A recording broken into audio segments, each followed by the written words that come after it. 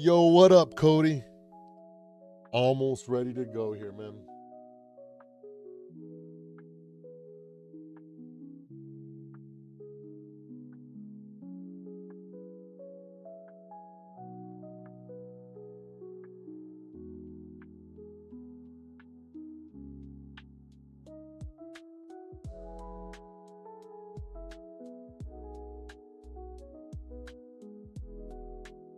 All right. What the heck is my pen?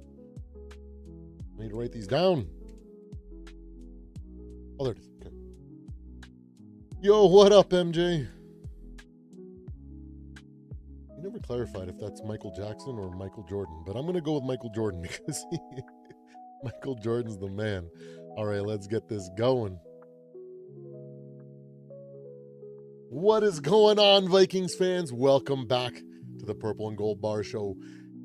We're jumping into week 7 picks, starting to get a little bit easier, and hopefully you guys enjoy my analysis, my picks, just, having a little fun segment like we usually do. I'm your host, SupremeOverlord, aka Mr. AI Man 3000, aka Mr. Purple and Gold Bars, at your service.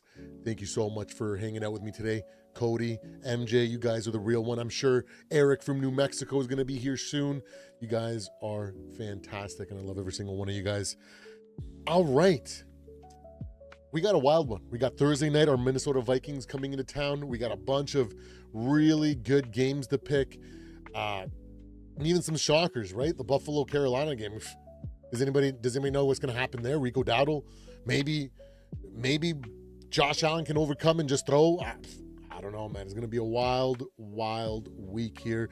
Are we going to see a recap of or basically the same thing as last week's Thursday night game when the Eagles got absolutely trounced by the Giants? Maybe.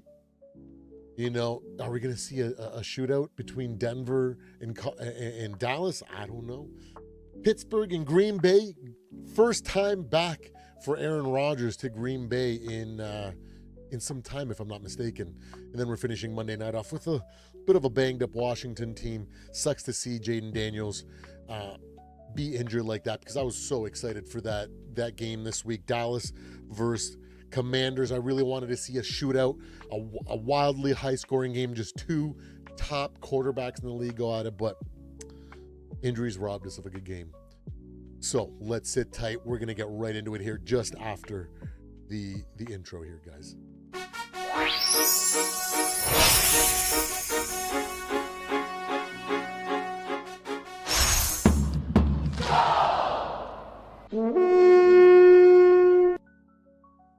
Hey, what's up? Let's get right into it. Thursday night football. Cody, I hear you, brother. A lot of fans, a lot of people are not happy with the Carson Wentz. And you know what? What happened?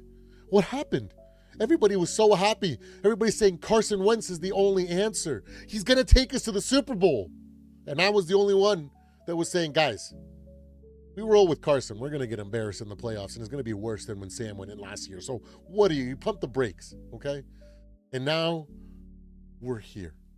A lot of us aren't excited to have Carson Wentz starting this Thursday, and I get it. Absolutely. You can only deal with a quarterback 2 for so long.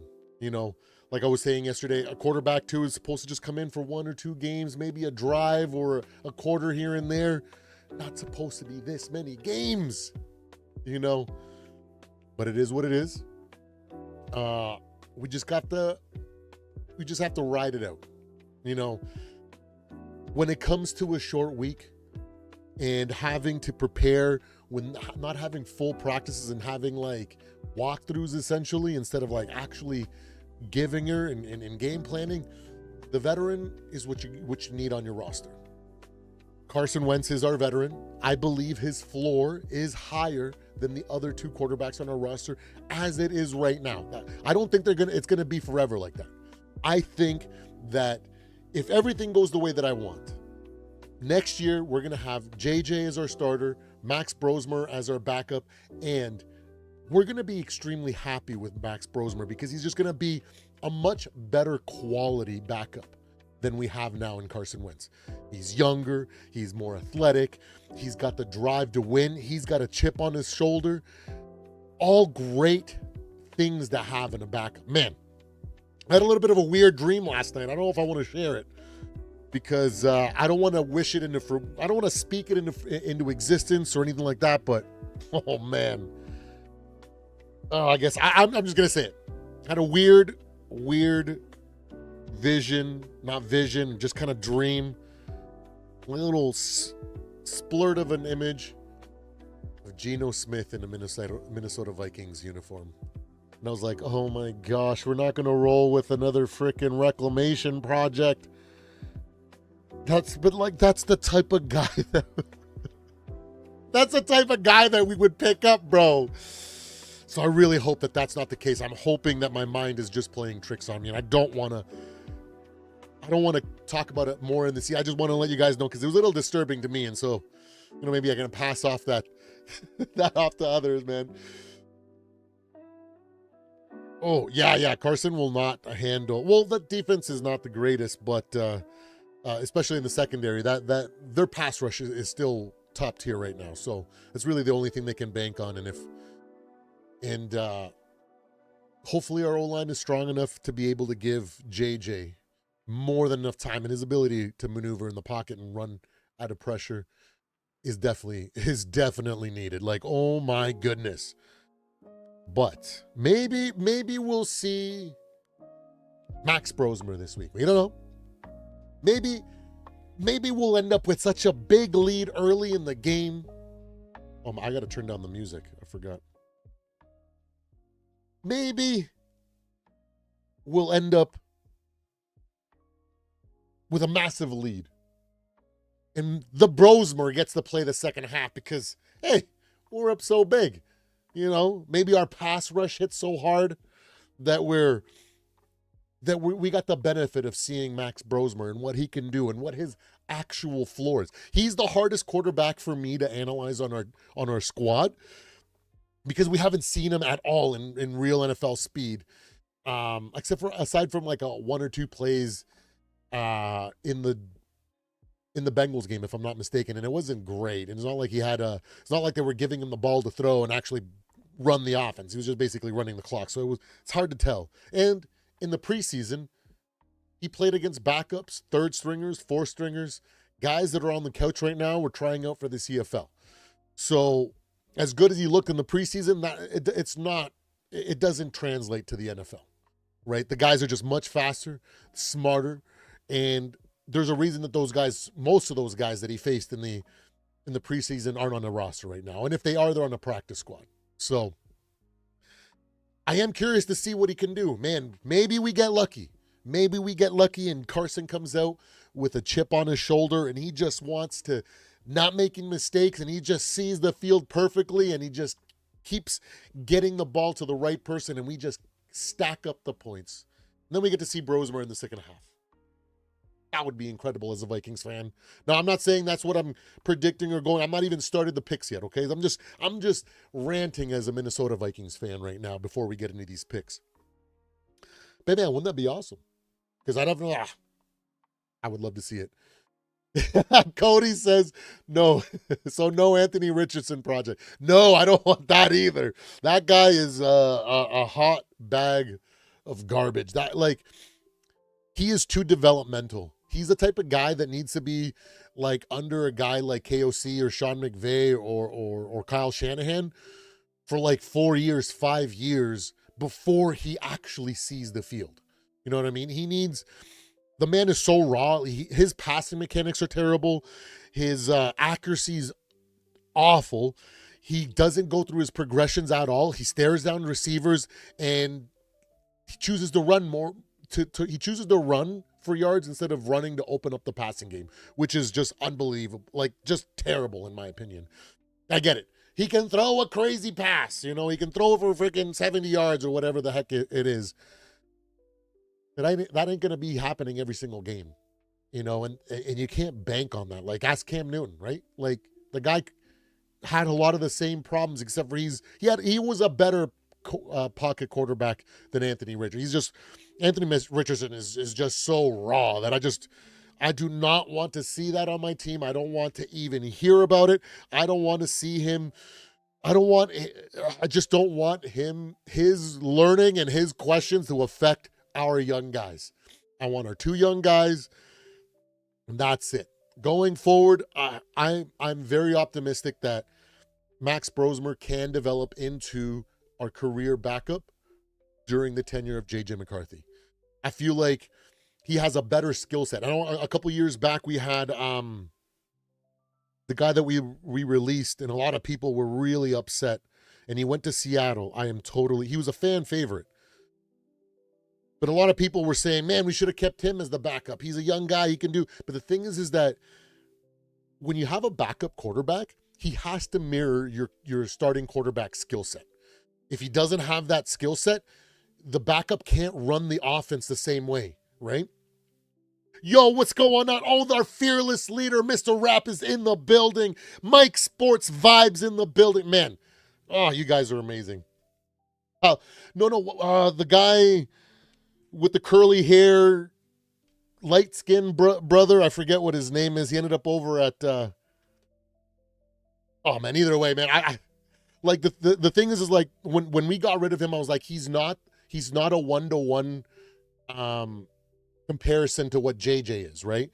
JJ is more of a decent pocket passer. He's got high accuracy. I've seen him. I've gone and looked back at his he can throw every pass in the book, and he can use his feet, right? Now, Jaron Hall, that's Jaron Hall. That's the mother trucker right there. Thank you, Rap. Thank you so much.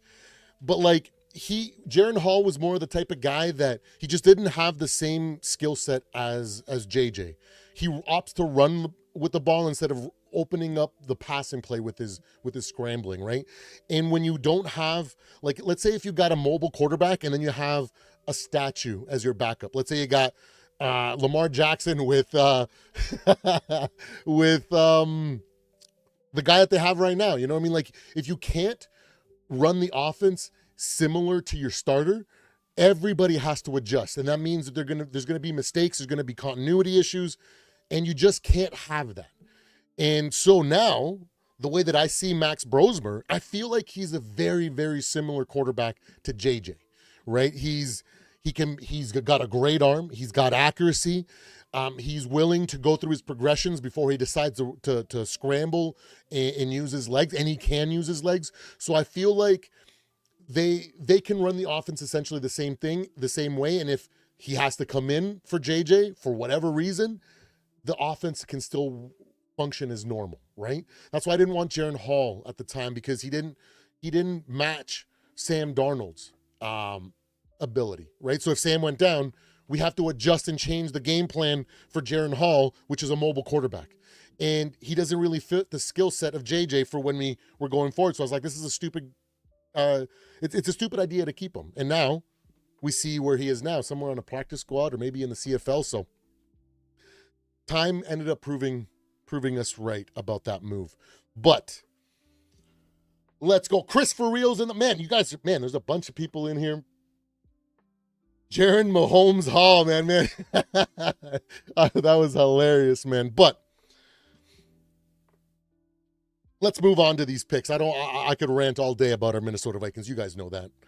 But let's get into it. We got the Minnesota Vikings traveling to Los Angeles against the Chargers. A banged up O-line, an injury-prone team right now. They're suffering. They're like right in the thick of where we were at the beginning of the season, where injuries are really trying to derail their season. They're still a talented team.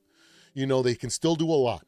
So when I look at this game, I see that we both are suffering with unique challenges right now.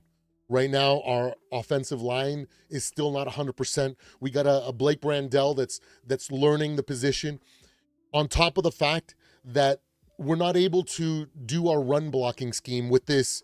It's not even a patchwork offensive line yet, but it's just an O-line that's a work in progress. I imagine going forward, because we have such a big guy at center now, we're going to be able to move the line and create gaps and start running through that zone, through the Mike Shanahan style, where we have run blocking, zone blocking schemes to open up runs, which makes it super easy for any running back. And it's just, we're working towards that. I see that we do try to get the running game going. Last week we had 23 rushing attempts, plus anywhere between 10 to 15 short, quick passes that basically are the same outcome as a run. So, 30, 35 running attempts or plays that mimic a traditional running game, we're right where we should be. It doesn't feel right because we don't get to see those hard runs and in what we see from a traditional bell cow running back. But we're trying, right? So it's a work in progress. I have faith that we will continue to improve in our O-line, and it's only going to get better as time goes forward. Blake Brandell, I have to tip my hat to him, man. Let's be real. For a guy that's never played to do so well against the Browns, and really all he had is a bad snap, and had he done the hand block or the hand drop move from the inside instead of the outside that he did, it may not have been called a hold, right? I saw a quick breakdown of that, and I was like, oh, that's just a freaking rookie mistake at center, and we're going to see that. Outside of like those two plays, the two interceptions, the two bad defensive breakdowns, one was a mismatch. They used pre-snap motion to basically get a switch onto a linebacker. Metellus is only as good as he can, and it was just a great play between Jalen Hurts and A.J. Brown. And then at the end of the game, they knew that we were going to be protecting those sticks, and they played a really good they ran a really good play there. And when you have defensive plays like that, or like offensive plays like, you just got to tip your hat. That's just great football. When we pull stuff off like that, we're screaming at the top of our lungs that we got one on them, right? Remember when we threw that trick play and Josh Oliver ended up with a touchdown there? When I wasn't expecting something like that, hey, we got one. You know what I mean? It's part of the game. But outside of those things, we played a damn good game. Defensively, our run defense actually showed up. And that's something that the Chargers are struggling with all the injuries that they have at running back, and as we're going to keep going, I think that the offense is going to start to look more and more competent as we go through the season, man.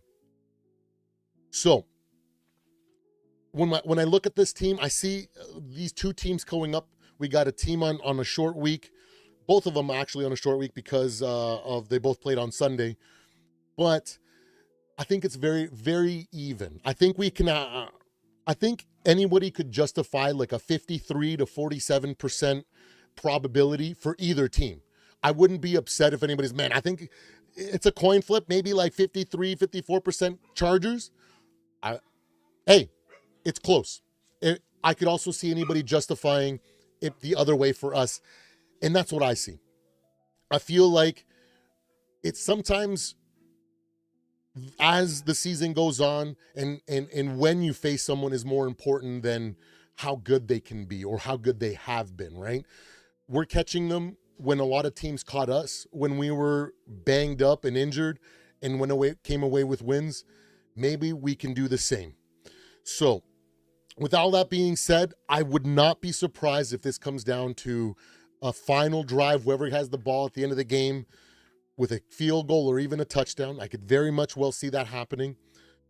But I'm going to go ahead, and because there isn't enough of a gap between these two teams that I can honestly be like, oh, this team is just too good. I don't know if we're going to be able to line up. It's not that situation, right? That game is still yet to happen for us. We always stay in games, and we always give ourselves a chance to win at the end of the game. I'm going to go ahead with my Minnesota Vikings, picking the Vikings in I'm going to put 7 points in a 7-point game. I think that if we can get at the beginning of the game when our pass rush is the freshest, I think we can do a good job, just like we did in the first half, of shutting down that offense. And then it's just going to be a numbers game. If we just get more offensive drives than they do, we're going to have more chances to put up points. So I'm just going to go with basic football IQ, football math. I'm going to go ahead and pick our Minnesota Vikings to win against these Los Angeles Chargers. I'm going to go 21-14. Moving on to an interesting game, because these Atlanta Hawks, man. Woo! Let's go. Let me get caught up here with the chat. Man, you guys are freaking, I love you guys. You guys are so awesome hanging out, letting us know in the chat. Oh, man, you guys are incredible. But anyways, talk about another team that's basically mirroring us right now. Dr. Jekyll and Mr. Hyde. Roller coaster season, whatever you want to talk about. These Atlanta Falcons look like world beaters one week and then look like hot garbage the next week. Mind you, we don't look like hot garbage. We just struggle to find ways to complete our comebacks. So we haven't been blown out 30-0, nothing like that, but they are still in that Dr. Jekyll and Mr. Hyde situation. Miami is in a downward spiral here. Tua's calling people out, apologizing. Mike McDaniels should have been fired already, in my opinion.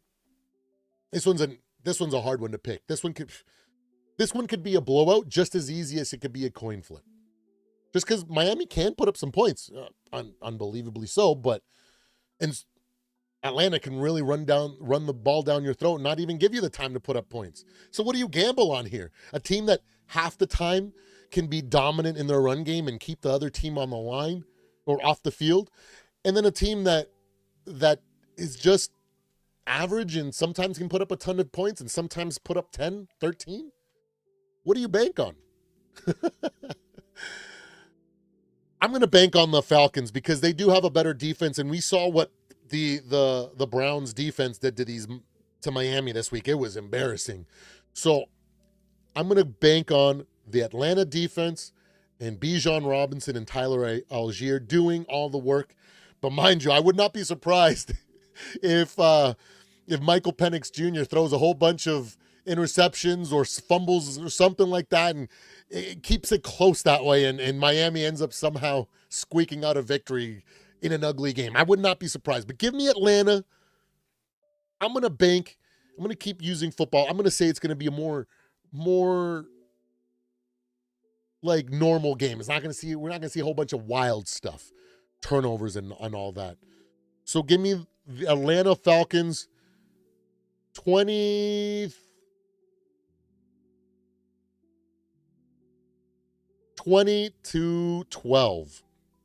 Falcons. Woo! I almost freaking second-guessed myself there. I was like, wait, but what if the chain and everybody else goes? Yeah, no, it don't matter. That defense is pretty damn good. So I think that they'll do a good enough job of neutralizing some of the drives and keeping themselves alive. And if Bijan can do what he does, it's going to be a long game for Miami. Next, we got the Chicago Bears against the Baltimore Ravens. Hold on a sec. Does anybody know? Thank you, Mike. I'm so bad at freaking reminding people to hit that like and subscribe. And yeah, man, hit that like, hit that subscribe. We're trying to get to 500 subscribers by the end of the calendar year. I really appreciate you guys. I love every single one of you. I don't even care what team you're on. I even want the best for your team, except for when they're facing us. At that point, I only want you guys to not get injured because I hate injuries. Let's be real. Injuries. Okay. But does anybody know if Lamar's back this week? I don't think he is. Is Lamar playing this week? I think he's still out. Oh, he returns to practice. Ooh.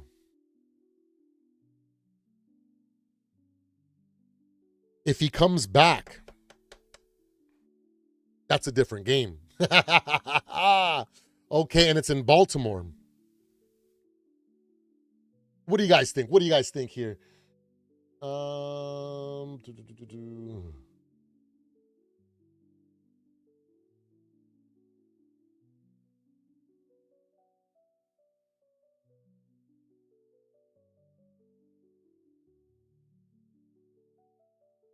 It's still, I don't, from what I'm reading in this article here, it says that even though he did participate, it was kind of worrying. And a lot of people are saying that he might not make it. It might even be just a game time decision. We're going to go under the impression that Lamar isn't starting. No. Just in case, let's go with if Lamar is starting, just in case.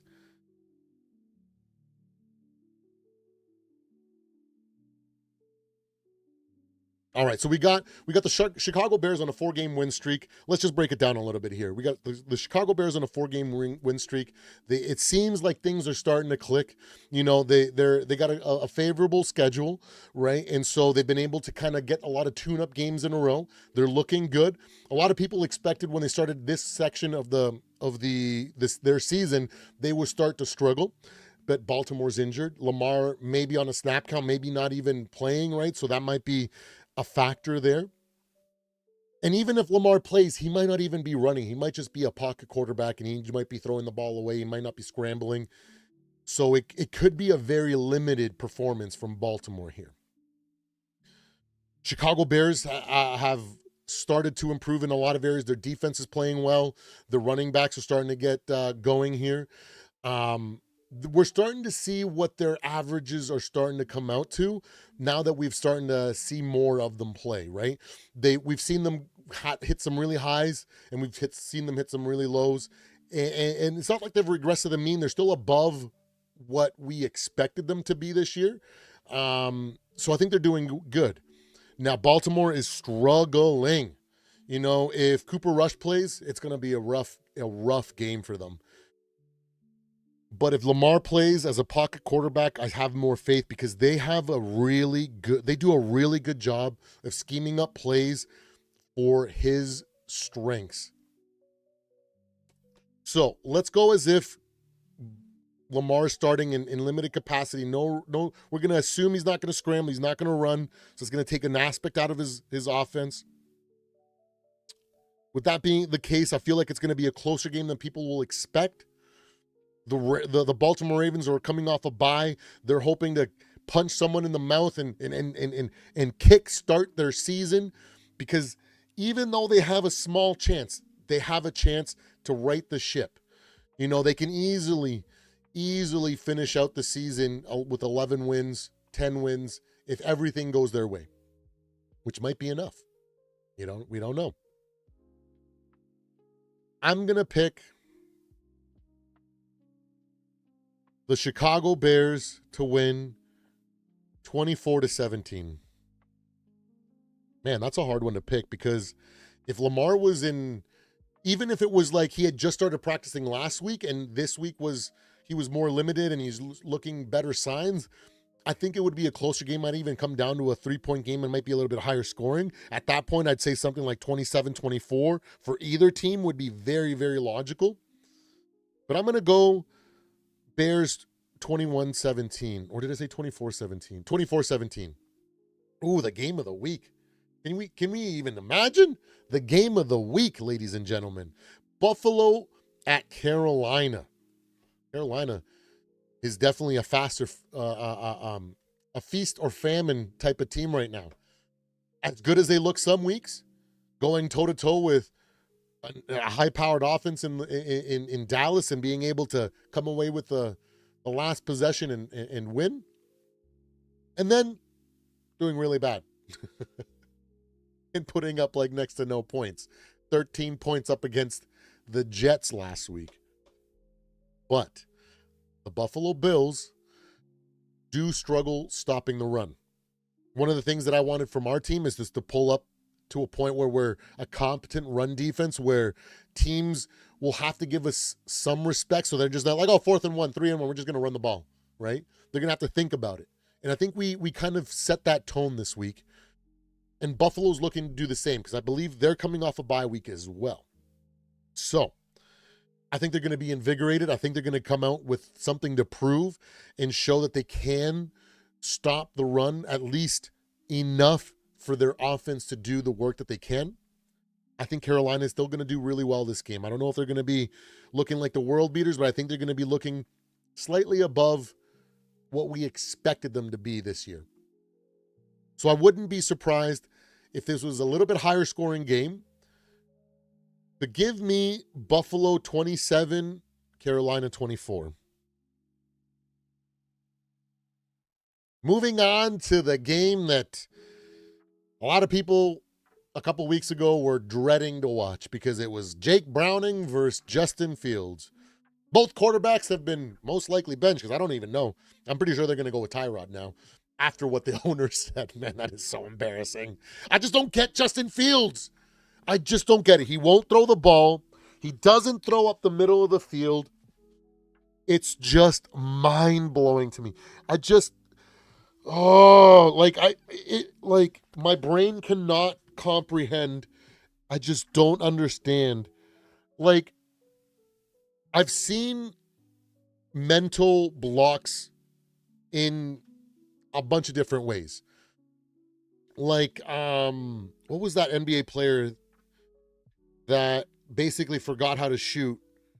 He was drafted like number 1 overall or 2 overall. Mike, are you still in here? Wasn't he drafted by your team, the Sixers, if I'm not mistaken? I can't remember his name. But either way, complete mental block, the hiccups or whatever they call it, right? Just could not get his shot right. And we've also seen it in other sports as well, where they just cannot get past the mental block, and it just affects them every which way. That's what I feel that's the closest thing that I can say that we're seeing from Justin Fields. Like, I was watching a video earlier today, and it was just like showing all the plays where he clearly has a wide open receiver, and he has the time. He just stares him down and doesn't throw the ball. And I'm just like, are we looking at David Carr all over again, but in just a different context? David Carr was seeing ghosts because he got sacked so much. Is Justin Fields seeing linebackers and safeties when there's nothing there? Like, why is he not throwing the ball? Oh, such a talented kid, man. Chicago Bears really have a way of destroying quarterbacks, eh? Ooh, unbelievable. So I think we're going to see Tyrod Taylor. And then, of course, old man Flacco, the guy that keeps on giving. 41 years old. Man, I'm telling you, if next year Joe Flacco gets another contract, Aaron Rodgers gets another contract, even if it's a 2-year, I'm going to reignite my dream of trying to make the NFL. Okay? I'm going to put myself in a self-induced training camp. I'm going to go try out. I'm going to go to a regional combine, open tryouts. I'm going to go. I know I can bench a ton of reps for 225. So I know I can match receivers and DB. So maybe I can be a corner. I'm probably too old for a corner. At my age, safeties, right? I got to follow the path of old man Terrence Newman, because if they're that desperate for old guys, I can make it. So stay tuned for that series in the offseason, because if that's the case, if I see, I will hit the field. I will put the parachute on my back. I will run 40-yard dashes. I will do the broad jump. I will do some bench reps. I will do everything I can just to show you guys what an old man can do. I'm just going crazy. I'm just joking. But if it does happen, I might do a gag thing where I do some NFL drills. I wonder what my 40 time is.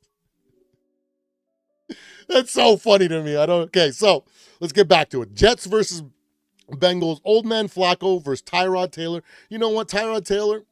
I like him. He's been a an awesome career backup. He's come in relief of for some teams and played very, very well.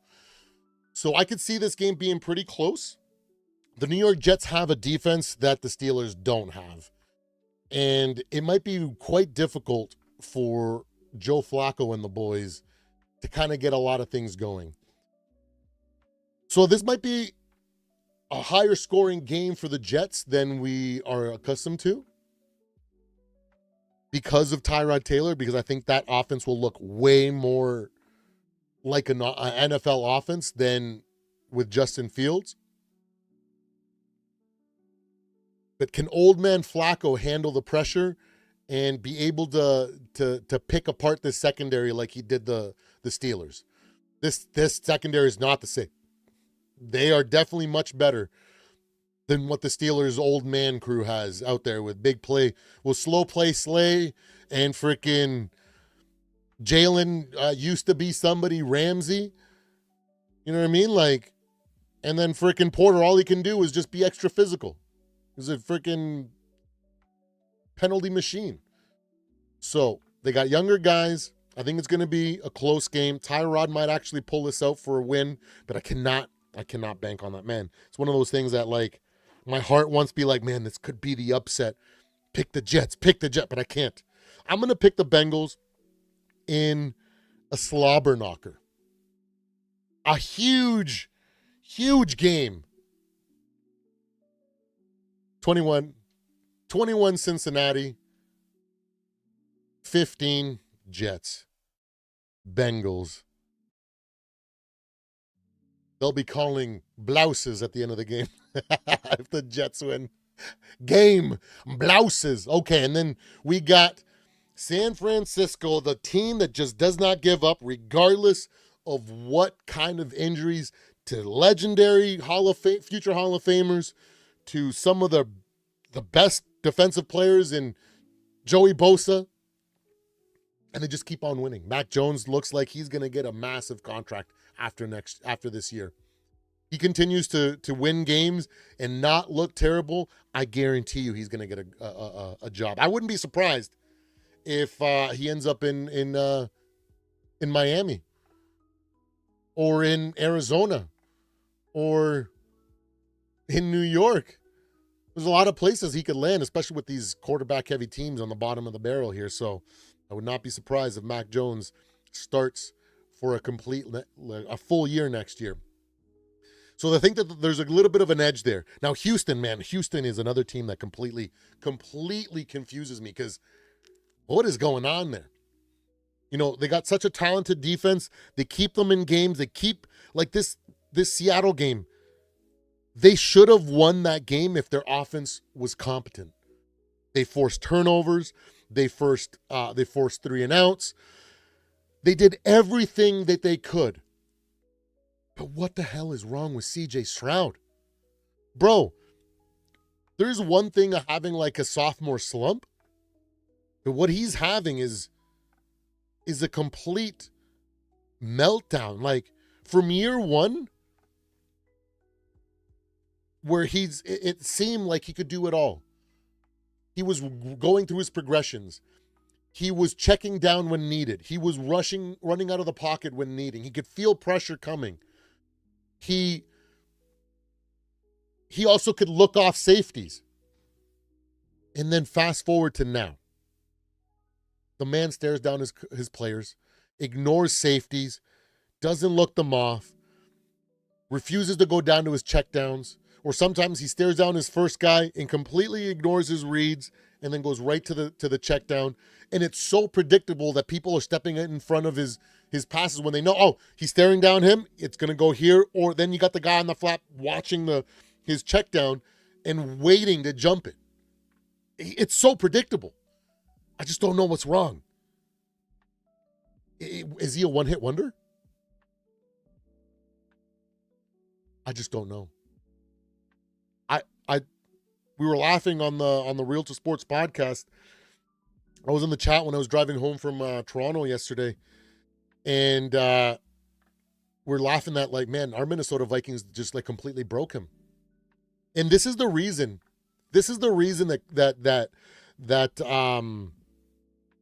oh my gosh, Kurt Warner has come out multiple times and saying that when a young quarterback, a rookie quarterback, sophomore quarterback, and like a young guy that's still trying to become who he can be, you should never pull him in a blowout. Because the moment you pull him, he's going to get the rest of the game to sit there on the freaking sidelines, and the inevitable questions are going to come into his head. Do they not believe in me anymore? Can I not do this at this level? And the doubt creeps in, and it just breaks some people. Not Doug Flutie, Steve Young said, that quarterback carousel almost broke my confidence. If he didn't have the delusional confidence that he did, Tampa Bay would have broke him, and he would have never became who he became with San Francisco. And I think that game is the game that you can point to where it all came crumbling down for him, because they didn't even give him a chance to try to figure it out. That's why Kurt Warner says, leave him in. Let him try to figure it out, because that process is way more beneficial to him than pulling him because he's getting destroyed.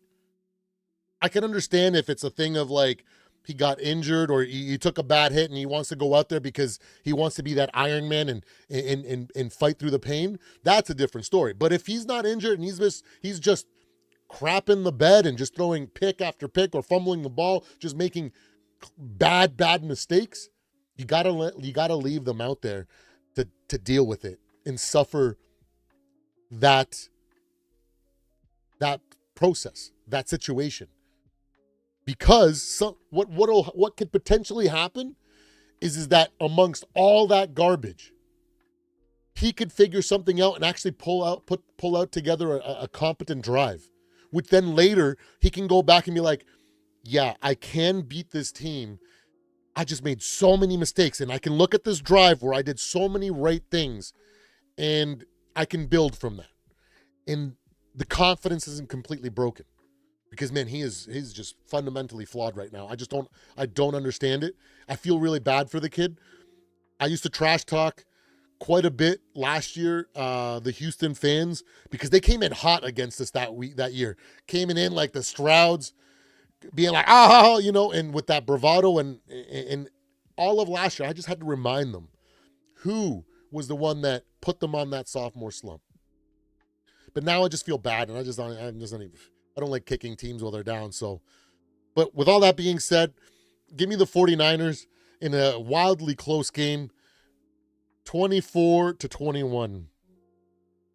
I think they just have enough, even though they're not going to be able to score at a normal rate like with San Francisco. CMC is just a beast. I think that he can keep them off the field. The Houston defense is just not going to be enough like it has been. I don't know. I don't think they're going to be able to come up with as many takeaways against this team that's just far more disciplined than the Seattle Seahawks are right now. So that's why I'm going to go with San Francisco, 3 points in a 3-point win. Next, we got the Cleveland Browns traveling to New England. This could very well be a trap game here. Let's be real. This is going to be a very tough task for New England, not because they're going to have to deal with a lot of points coming from Cleveland, but because of that defense and this young man. It might be something that he hasn't really endured yet. A top tier, like legit top tier defense. There's a lot of things that can do really, really well. So I could very much well see like a classic 17-10 win by Cleveland, one of those 14-9, something ridiculous like that, because it might just be too much. That pass rush is crazy. That pass rush is crazy. They got a good secondary. They got good safeties. It's just a really, really good defense. I just don't think they can put up more than like 15 points. So it's just maybe 17 on a good day. So New England would really have to crap the bed in this one. But I can't bank on that. I got to go on probabilities. I feel like despite that, Drake May is very much a gamer. He's athletic. He can roll out. Even as he's getting tackled, he can throw the ball away, even complete passes. We've seen that against the Bills. Unbelievable pass and Diggs catch and then run after the catch. Like, oh, man. But I think it's going to be a lower scoring game. I'm going to go give me New England 17, Cleveland 12. Patriots. Whew, that's going to be a good game. Defensive game. If you guys like defense, that's going to be the game for you. Then we got a 1 p.m. matchup. We got the New York Giants facing Philadelphia going into CenturyLink. I forget what it's called, but either way, can they repeat history here? I don't know. After such a crazy loss, I know what a bad loss can do for a team. After that emotional roller coaster, it can get really difficult to get into the right mindset and then get really good quality practice, right? They also could be a thing of, we're playing the Eagles. We dominated. We literally dog walked them last time we played them. So it's going to be much the same. So they could underestimate their opponents. You never know.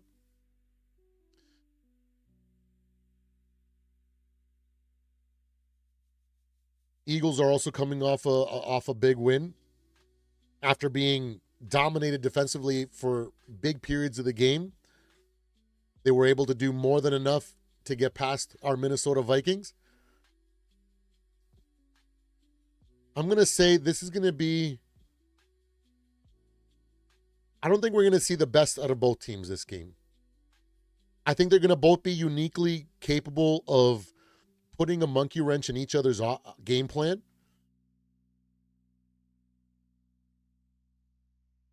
I'm going to do a wild prediction here. I'm going to say the game is going to finish 17-17 in regulation, go into overtime.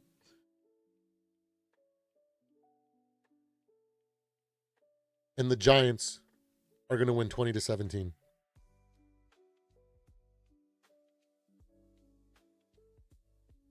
Woo! That would be something to see.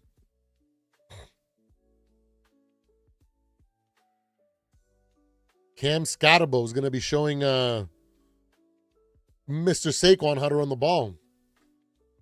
All right. Yo, what's going on, D Woods? Awesome to have you, brother. Just going through the schedule now, trying to get our picks in here, trying to figure it out. Moving on to Tampa Bay versus New Orleans. Now, New Orleans, I've been pretty high on New Orleans because I feel like they're that quintessential middle of the pack, 15th team in the league. They don't have what it takes to really take over games, but they're consistent enough and they can do enough to kind of put up a good amount of teams and beat bad teams, right? So they're like that, I really like what I see from Spencer. I feel like he single-handedly won't lose you a game, but he also won't win you a game. If you have to rely on the quarterback, I don't think he has that in him. But a team win, they're able to pull out. Tampa Bay is coming after a disappointing loss against the Lions this week after they struggled to get things going, especially after depleted. They must have been licking their chops going into that game thinking, ooh, this is going to be a nice game with all their backs out, and they just couldn't get it done. You know, if Mike Evans doesn't get knocked out and drop that ball and just mess up his shoulder or breaks his collarbone, that momentum shift that could have happened there may have caused Baker to go into that zone where he just elevates, because he missed, I think it was Mbuka, essentially wide open. He just overthrew him. Right? Like, so he was just a little off. So I think it's going to be like eating him alive. And this is a type of team that is going to be a good tune-up game for them. New Orleans is going to stick in it. Don't get me wrong. They can put up some points. So give me Tampa Bay 35-24 for the Bucks. Moving on to the Dallas Cowboys versus the Denver Broncos, man. Woo! The Cowboys have one way to win, and that's boat racing people. They don't got a defense. Their defense is almost last in every single statistical category. They're hot garbage. They're a raging dumpster fire that's been going for like 7 years now or something like that. But they sure can boat race people, and that offense can put up points. But this defense is no joke. Can Bo Nix put a full game together? Seems like he's got like 1, maybe 2 quarters. It's going to be difficult. It's going to be a difficult game for both teams to win, I think. Because at times, I feel like Denver's going to look like too much of a defensive team for Dallas to kind of even move the ball. I can see them going, especially early in the game when the defense is going to be nice and fresh and going to have nice, fresh legs. I think they're going to really take it to Dallas.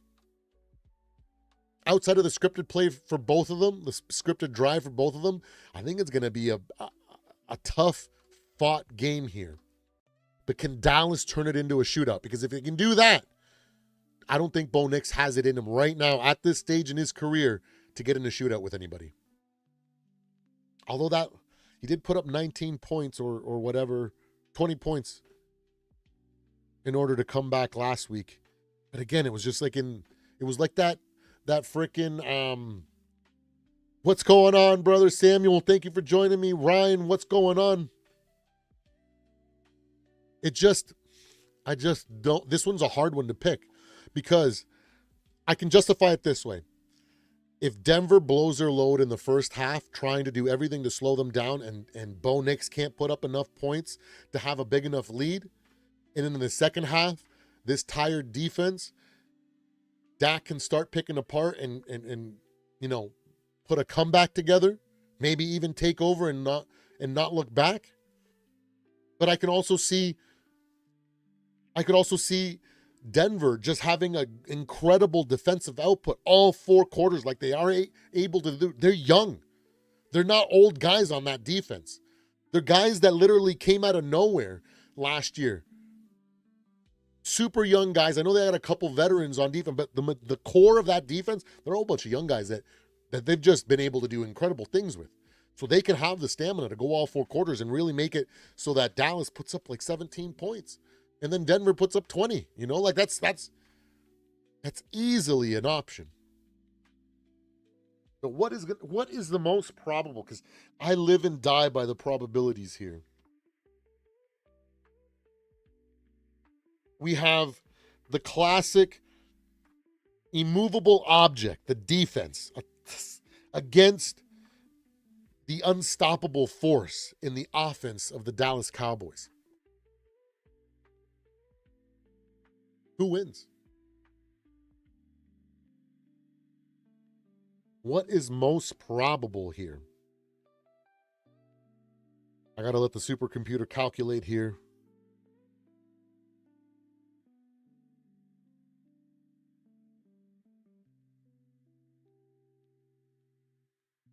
Give me the Denver Broncos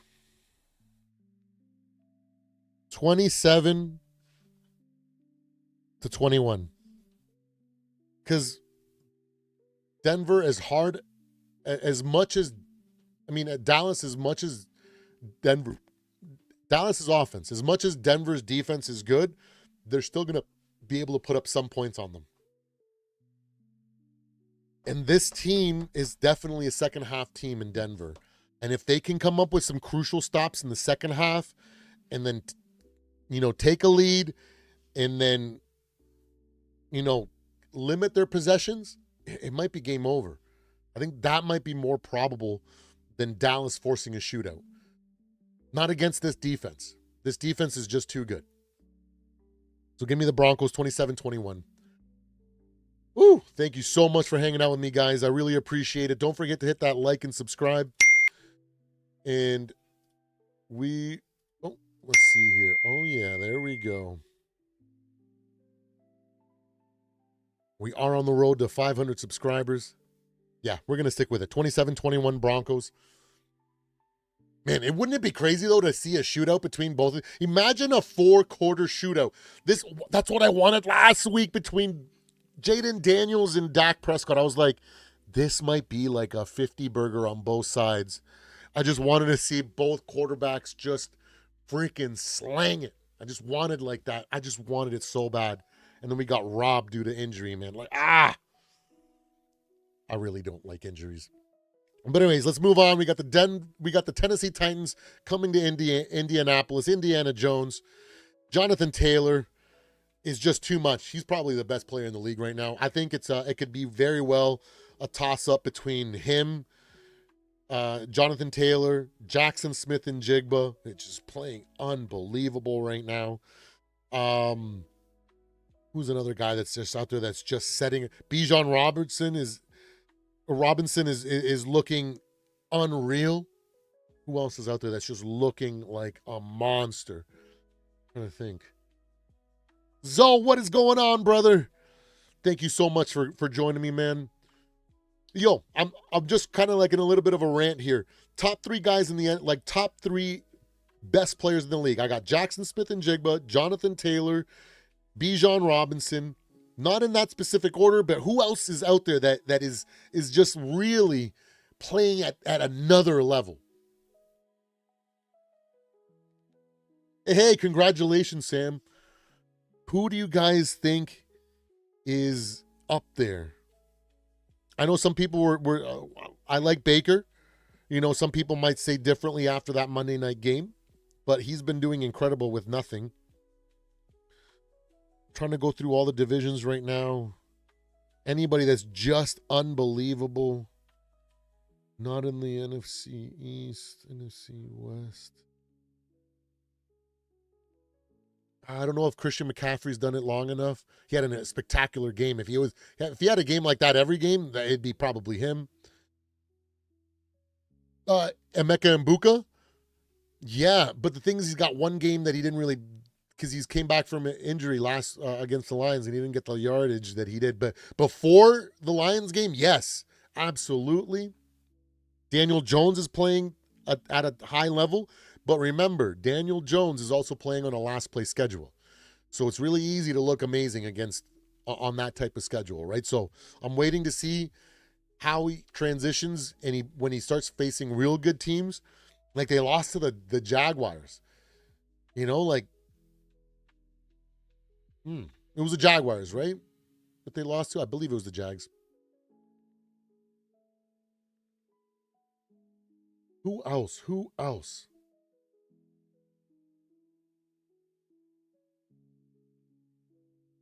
Rico Dowdle for a week, maybe. Or 2 weeks. I think that's pretty much it. Now that I go through all the divisions in my head, I don't see anybody.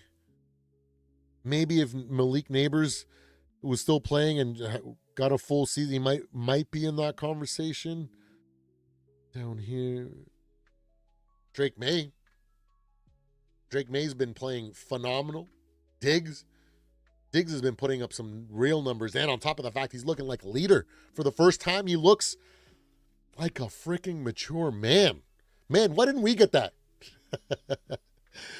I still love Diggs. He's still one of my favorite players. But definitely for sure. I think the top 3, hands down, in no particular order, Bijan, Jonathan Taylor, and Jackson Smith and Jigba. Jackson Smith and Jigba is just something. Oh, Puka Nacua.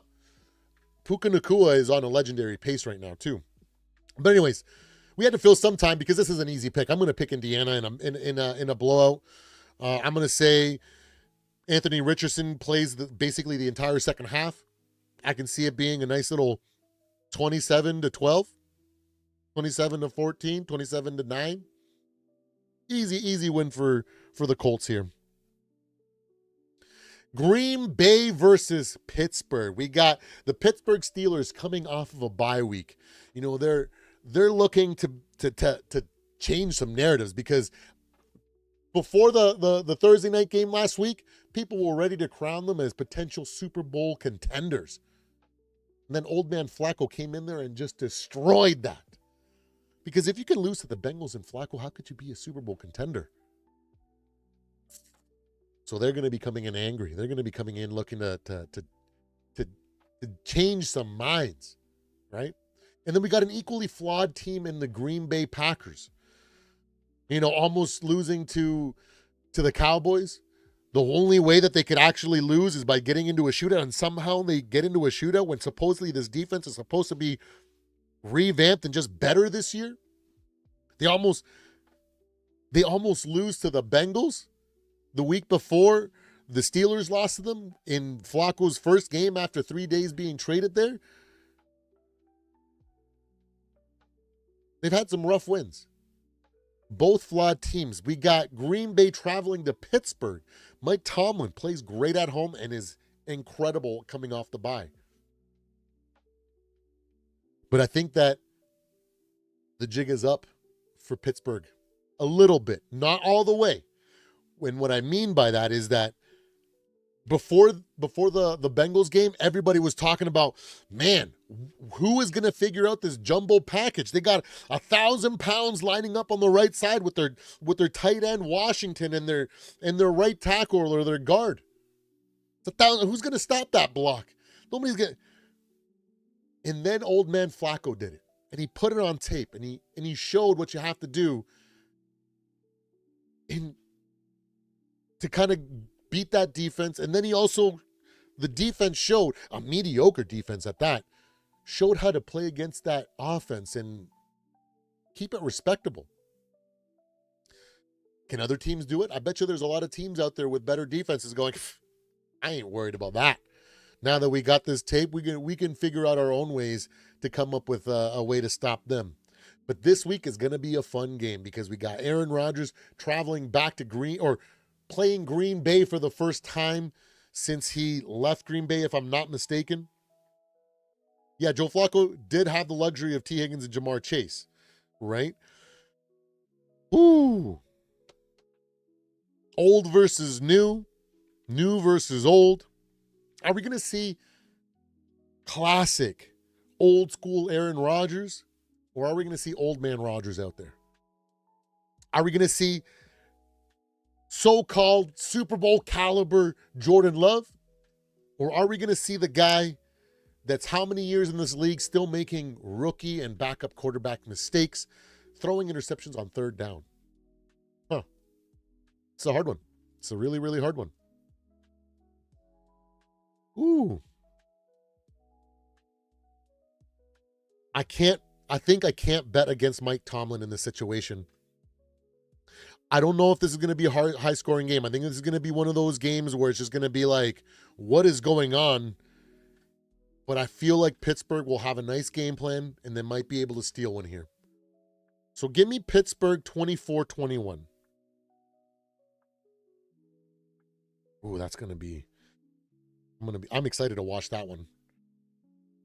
Now, moving on to the Monday night game, we got Washington at Kansas City. Now, this game would have gotten my you-know-what going. Would have got me bricked, as the kids say. Is that how they say it? Bricked? Stiff? I don't know. Regardless. I'm definitely showing my age there. But if Jaden Daniels was 100%, I don't even know if he's going to play this week after that hamstring injury after the hamstring got re-aggravated there. I would have been like, oh, this is going to be such a good game. It's the evolution of the quarterback. It's Russell Wilson, like, essentially was the first version. And then Patrick Mahomes kind of came in and was like, I'm the next step of the evolution in this. I have the athleticism to be able to scramble and keep my head up and throw and use my legs for that, and occasionally run the ball when I need to, if it's appropriate, just like Russell used to do in his prime. But he's just a far better pocket passer, and he's got the height. And then we got the next evolution in Jaden Daniels. The man is incredible in the pocket. He can make every throw. He's got the work ethic of a champion, and he's just far more athletic than Patrick Mahomes and Russell Wilson. So, man, it would have been awesome to see both of these guys, if they were 100% healthy, just battling. I feel it would have been a crazy good game. But because I think we're going to see Marcus Mariota, if I'm not mistaken, let me double check the hold on. Is Jaden.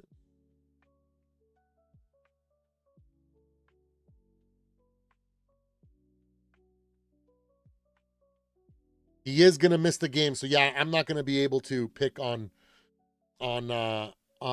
can't pick Washington in this situation. Marcus Mariota. Hold on, let me catch up on the chat here. Ryan. DK. Oh, DK's been playing pretty good. He's had some good. He's got some bad games where not bad games. He just hasn't done a lot in certain games. Bengals, man, yeah, that running defense is just not good in the Steelers. That's what I'm saying. I feel like we're gonna see in that Green Bay Steelers, it's gonna be some dysfunction on both sides, and I feel like at the very end, Tomlin might be able to pull it out and take it over. But so yeah, we'll move on. But yeah, I'm gonna pick Kansas City here. I have to against Mariota. Man, I'd be very happy to see Mariota come up with the win, but I think it's going to be something like 27-14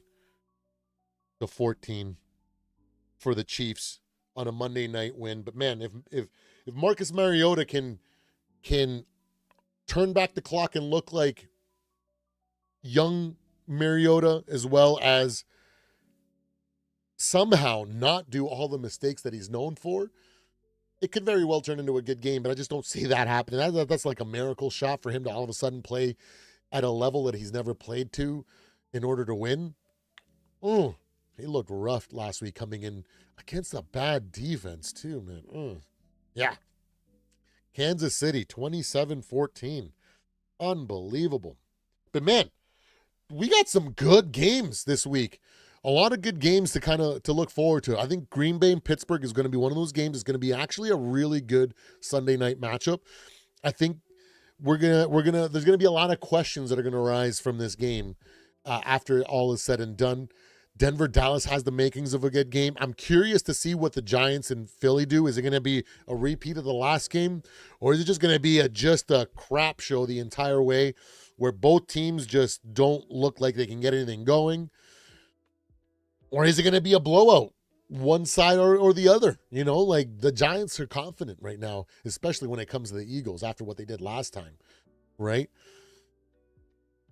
Buffalo, Carolina could actually be a really good game. If Lamar plays, which I don't think he is, it might be closer than expected, but I just don't see Cooper Rush doing anything. Man, they really need to run that offense through Derrick Henry. And I think Thursday night's actually going to be a really good game. I think that it's going to shock a lot of people that we're Dr. Jekyll and Mr. Hyde. Mr. Hyde showed up last week. Hopefully Dr. Jekyll shows up this week. And like I was saying, maybe we'll get lucky. Maybe we'll get lucky and Carson Wentz goes out there and throws 3 touchdowns and builds up a massive lead. And we see Max Brosmer the entire second half, because these Chargers just can't get anything going. It'd be amazing to see if B-Flow can really take it to that banged-up O-line and really put Justin Herbert in a blender and confuse the heck out of him, come up with defensive turnovers. And, man, I would really much like to see a game like we had against the Bengals against the Chargers here. You know, it'd be really beautiful to see a bunch of turnovers defensively and maybe even a defensive touchdown. I'd love to see the Vikings offense look like the best version of themselves. But, you know, like I said, it's most likely going to be somewhere in between. It's going to be a close game. It might be I feel like it's just going to be a one-score game. 53 to 47% for either team. It's a coin flip essentially. But I feel like our Minnesota Vikings are going to pull one out here. Our unique strengths against that O-line, against a young quarterback, might be the difference here, where we can steal one and be in control late to come away with the win. All right, guys. Holy crap, I've been talking for an hour. There it is. What is up? What is up, Minnesota? All right, guys. Don't forget to hit that like and subscribe. We are on the road to 500 subscribers. I hope to get there by the end of the year. I love every single one of you. Skol Vikings. I don't care what fan base you are. In the words of the great Mike Sports Vibes, sports are supposed to bring us together. They're not supposed to separate us. And the trash talking, the everything is all in good fun. We don't have any true bad feelings. It's just fandom. It's just what guys do, man. We trash talk each other. We yank each other's legs. And what happened? Man, I grew up in the sticks and stones era where we used to say sticks and stones will break my bones, but words will never hurt me. So we used to troll each other hard on the schoolyard, at recess, in sports. And so let's not forget that it's just all fun, all the trash talk and everything set aside. So I hope everybody has a great week. I hope you guys have an awesome time watching your team play. If you guys aren't a Minnesota Vikings, for whatever team you are, I wish the best for every single team, except for this week, the Chargers. I just don't want you guys to do well. I just don't want you guys to suffer any injuries because I'm sick and tired of injuries. But yeah, thank you so much, guys. Have a great one. Let's finish with the intro.